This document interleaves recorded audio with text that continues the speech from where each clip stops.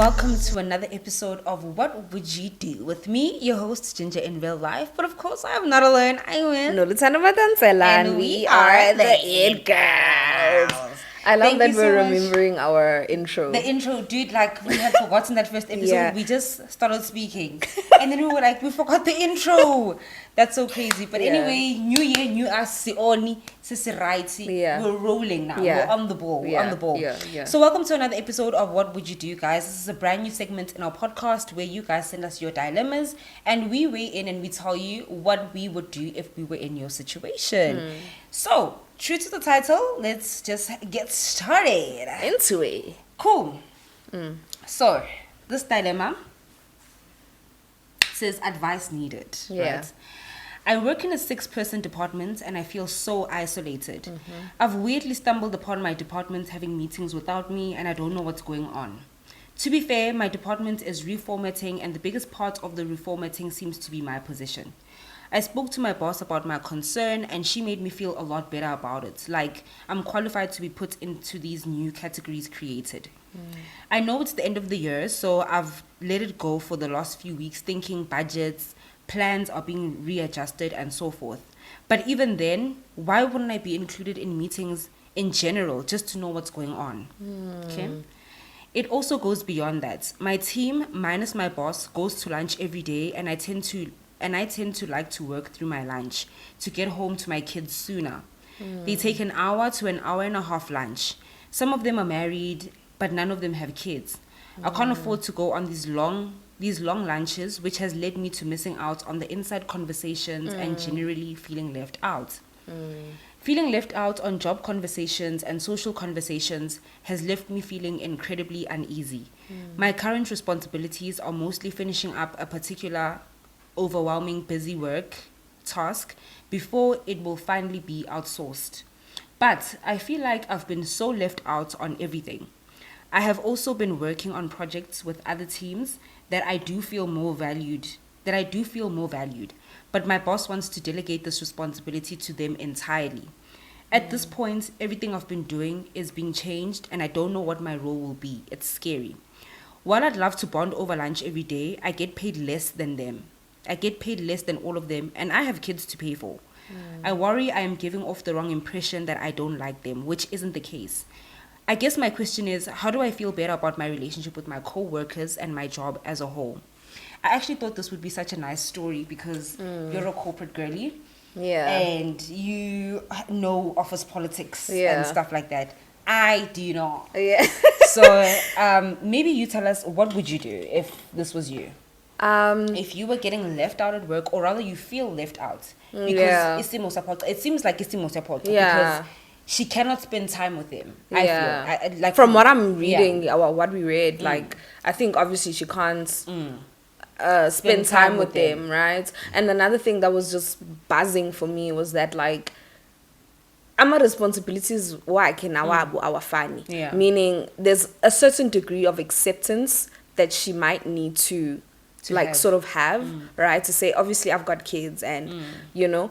However, something I will definitely say, right, for anyone in corporate, right, is in order for you to sort of move up, not to say this is my dream or anything. Let's not get it twisted. If you're climbing the corporate ladder. If you're climbing the corporate ladder, it's very important for you to be able to navigate networking, right? Create and maintain relationships. Create and maintain relationships. And in her case, right, she obviously can't have lunch with them. But in other instances, like where they sit, there's opportunities to network. There's opportunities to show them, okay, I'm slightly a bit friendly. Because I think from what I'm reading, I think she's also closing herself off. The more they go, the more she also... I don't necessarily think she's closing herself off, but she's doing nothing to reach out. She's doing nothing to reach out. She wants this cohesion to happen seamlessly. Like for them to just come to her and be like, and that's not what it's not gonna happen. It's not gonna happen. Especially since they've now clearly singled her out, right? So yeah, I think she must try and sort of have even side conversations. Oh, I know it's whack, guys, right? I know it's whack. How was your weekend, right? Ask those kind of questions. Oh, you married? How are you finding being married? Like, ask things that are sort of outside like work, to sort of try and build that some sort of bond and relationship, right? Yeah. I think I would also say, obviously I'm not in corporates, but I do engage with people who are in corporates. Like sometimes we have corporate clients and stuff like that. It's even in the small things like grabbing coffee for everybody when you arrive in the morning. Absolutely. Right? Yeah. That's literally what I would do. That's where I would start. You know? I know I'm feeling left out, and we don't have time basically to spend with each other in the office. I'm feeling left out. I already feel like my job security I feel very insecure. Right? I feel like I'm not going to have my job anymore and stuff like that. But even so, start off small, grab coffee and donuts for everybody. When you arrive in the office, just be like, I didn't know how you take your coffee. Then they'll tell you, perfect, I actually do take my coffee with 2 sugars or whatever. Now you know. So you build small bonds with people. Yeah, you're creating opportunities to network and get to know them. Yeah. Especially because you feel insecure about your job, and the fact that your office is being reformatted and readjusted, and you don't know if you'll have a job anymore. These are definitely people you'll need, because they still have jobs and stuff. So should anything come up, you want them to speak up for you and be good for you. Yeah, you want them to vouch for you. Like, oh, you know what, actually, Nolo, that girl who got me coffee the other day, love her. We need her back in the office. Should anything else happen, you know? Yeah. So I think it's literally about going out of your way to form these bonds and stuff. It's not enough to cry about the fact that there's no opportunity to do it, or nobody wants to hang out with me in the office, or they don't have kids, I have kids. It's weird. I can't spend hour-long lunches or whatever, but you all in the office at the same time, so you can create those opportunities for yourself. Yeah, and I also think that, like, the more you create these opportunities, right, and the more you try and reach out and engage, the more you're going to be seen, right? Meaning that they'll even look at your work, right? Because if you're quiet, something I've quickly learned, the reason why I was constantly the star girl is because I'm social, I speak. I'll ask, sorry, I was about to say my ex-manager's name. I'll ask, like, do you need me to help you with anything? I'm available right now. I've got I've got an hour, you know, I can assist you with this. So, and then when she says, oh yes, please help me, I make sure to make it, the work must be good, so that even when she thinks of another, to also curb the whole insecurity thing about the job, right? Even when she thinks of me, she thinks, oh my gosh, Noru's going to do this well, on point and all of that, right? Just tooting your horn, like, indirectly, right? Because nobody's going to do it. Nobody is coming to save you. You need to stand up. Stand up, my sister, on both feet. Baby. And also, if you can't obviously do like an hour and a half with them, lunch, try to do a half an hour, right? 10 minutes. Even 10 minutes. Like, it doesn't even or have you to be can that even long. do one day in a week with like the whole half an hour, and spend that time trying to get to know them and engaging with them. Exactly. It might do wonders. You know? I mean, I know she also said that she can't afford to take these hour-long lunches because she gets paid less than them. But I'm just thinking to myself, this is creating the job security that you need, right? So your kids might actually need you to take that hour lunch so that you can stay connected to what's going on in the office, which will then give you job security. Absolutely. Just to add on to that, invest in that time. That time is, because I think maybe she's also seeing it as like, this is time wasted. I can't just be sitting having conversations, having lunch and for fun with these people. No, you engage, you interact, right? Sometimes, right, before they even, another tip for her, I hope she's listening to this. She's not. Another tip, right, is you don't know what time they take lunch typically, right? So when you go and take lunch, ask, anybody want to go take lunch now?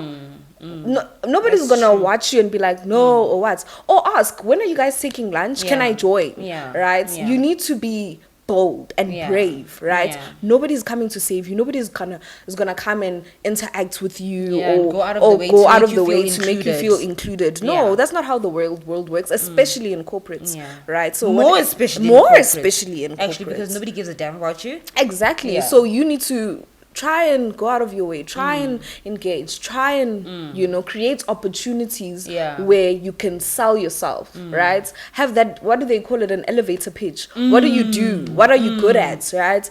You can even be like, during the lunches, maybe take one that of 10 minutes during the lunch, mostly now. Yeah, oh, I'm struggling with this. Maybe that's something you're good at. Tell them, I can actually help you. 1, 2, 3, I can give you tips. Let's sit in a meeting, and then you sit in the meeting. We invite abanye, so by included. Meeting. Any meeting, so they cannot exclude you. Yeah, so we are presenting. They can't exclude you from your own meeting. Exactly. Right? Exactly. Yes, I think very, very good advice. Yeah.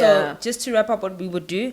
One, nobody's going to save you. You have to create the opportunities yourself to make sure that you're included. Yeah. If nobody's including you, create opportunities and include them in your stuff, right? Yeah.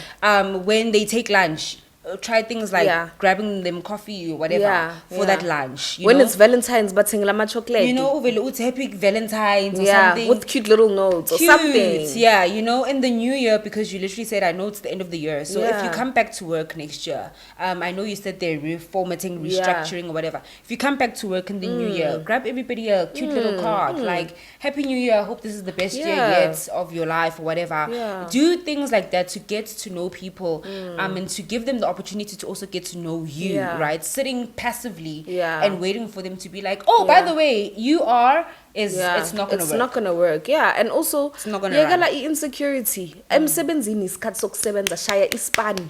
Udrop ama insecurities mawungena ngomnyango. Ushaya, and another thing, shaya iqox lizokuthi confidence kancane.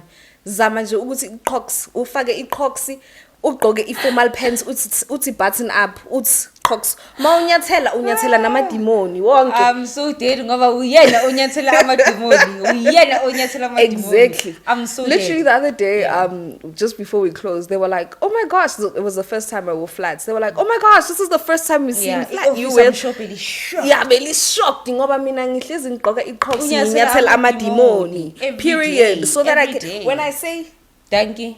And you're hearing it straight from the corporate. I'm not lying. You're hearing it straight. And again, Mina Shame, it's worked. It works. Yeah. Tooting my horn, creating opportunities where I can toot my horn, it works all the time. Yeah. That's cute. Yeah, not to say I want to climb, but yeah, it's good to know. Yeah, it's good to know. So yeah, that's what we would do. Yeah. Literally. Yeah. So don't forget to follow us on Instagram. Guys, send us your dilemmas on Instagram so that we can read them on here and tell you what we would do. Please. Follow us at _Genesis Wholeness Wellness on Instagram. Don't forget to subscribe to this channel. Follow me on Instagram at Ginger in Real Life. Nolu, where can people find you? Lu_Ansela. And that song? Period. Thank you so much for tuning in, guys, and we will see you in our next one. Bye.